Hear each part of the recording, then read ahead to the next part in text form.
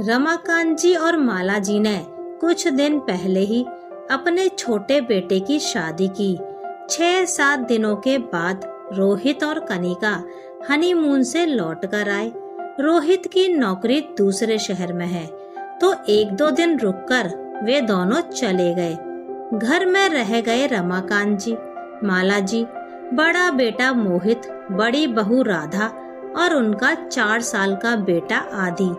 माला जी को खूबसूरत रंग जैसे हरा और लाल रंग बहुत अच्छे लगते हैं। उन्हें बॉर्डर वाली साड़ियाँ बेहद पसंद है।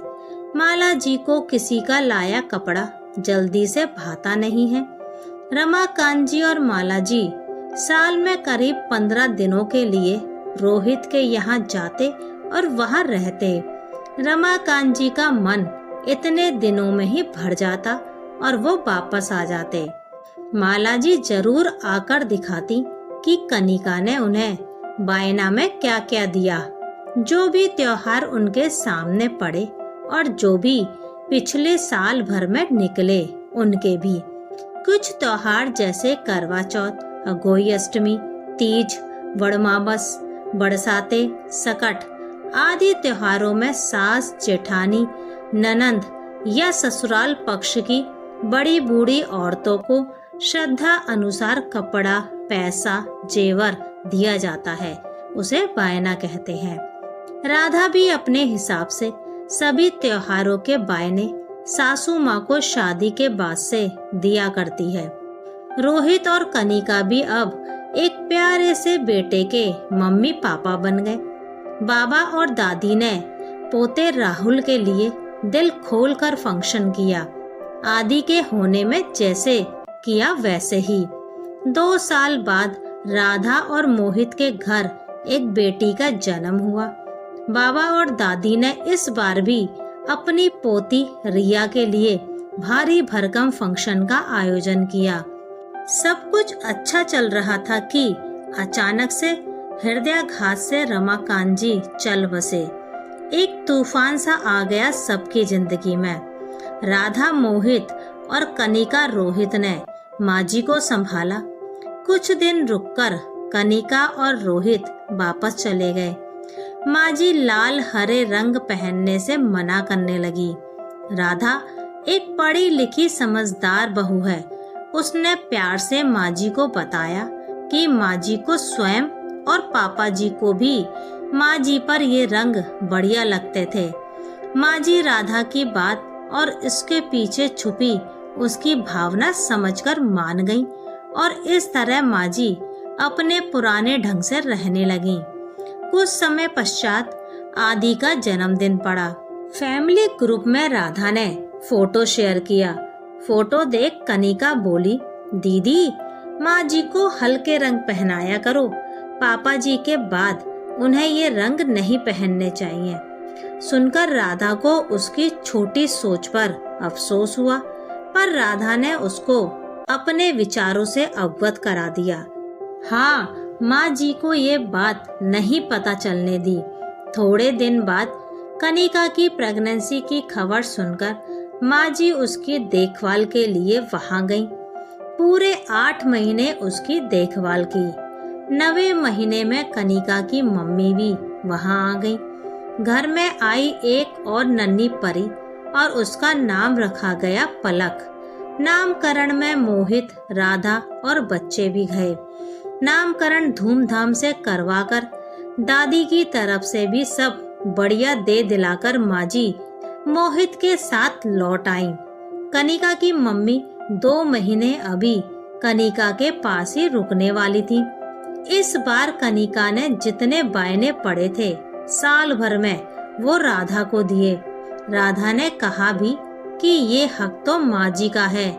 तो कनिका से पहले उसकी मम्मी ने कहा कि क्योंकि माला जी अब विधवा हैं, अशुभ हैं, तो उन्हें ये बायना नहीं दिया।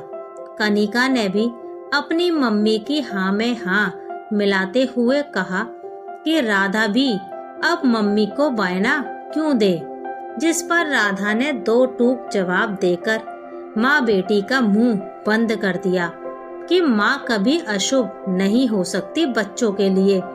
मैं शुरू से माँ जी को देती आई हूँ और हमेशा उनको ही दूंगी। कनिका और उसकी मम्मी ने फिर भी राधा से ये कहा, देख लो कहीं कुछ गलत ना हो जाए, एक विधवा को बायना दे रही हो तुम। राधा ने अब सोच लिया कि इनको समझाना व्यर्थ है, बस इतना कहा, आप चिंता ना करें। घर आने के बाद राधा ने गौर किया कि माँ जी हल्के रंग की साड़ी ही रोजाना पहन रही हैं।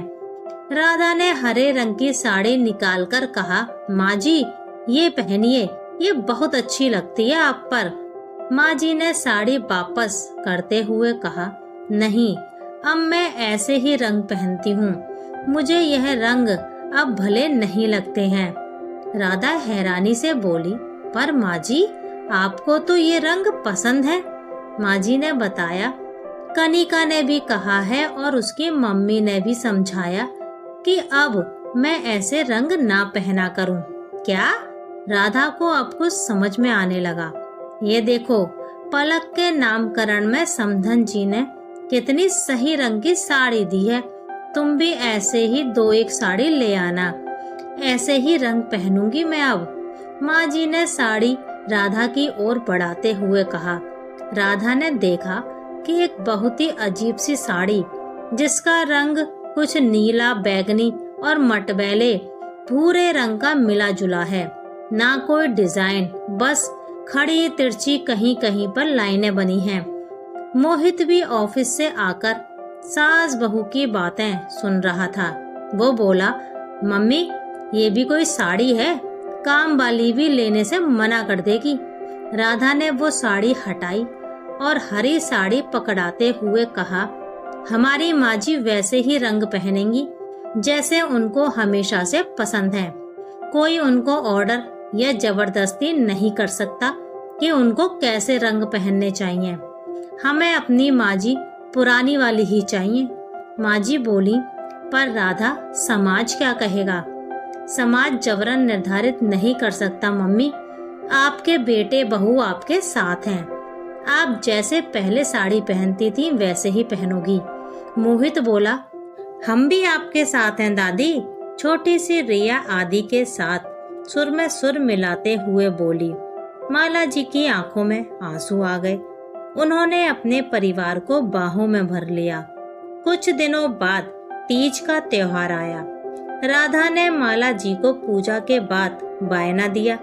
माला जी चौंक कर पीछे हटते हुए बोली, राधा बायना आदि को दो, मुझे नहीं। राधा ने हक से बायना उनके हाथ पर रखकर पैर छुए और कहा, माँ जी, माँ बच्चों के लिए हमेशा शुभ होती है। आप आशीर्वाद दीजिए कि मैं हमेशा आपको बायना देती रहूं। माँ जी ने राधा को ढेरों आशीर्वाद देते हुए कहा। कनिका ने बायना देना छोड़ दिया पापा के जाने के बाद से। राधा बोली, माँ जी मुझे मालूम है, पर मैं दकियानुसी बातों को नहीं मानती हूँ। माँ जी को अपनी बहू राधा की सोच पर नाज हुआ। बोली, मैंने जरूर पिछले जन्म में मोती दान किए होंगे जो मुझे तुम जैसी बहू मिली। इस बार सास बहू के बीच में मोहित और बच्चे नहीं आए। वो लोग दूर से ही देख रहे थे और मोहित को राधा जैसी जीवन संगनी पर गर्व और प्यार दोनों ही आ गया। कोई माँ विधवा होने पर अपने बच्चों के लिए अशुभ कैसे हो सकती है? और मैं इस बात को सिरे से नकारती हूँ।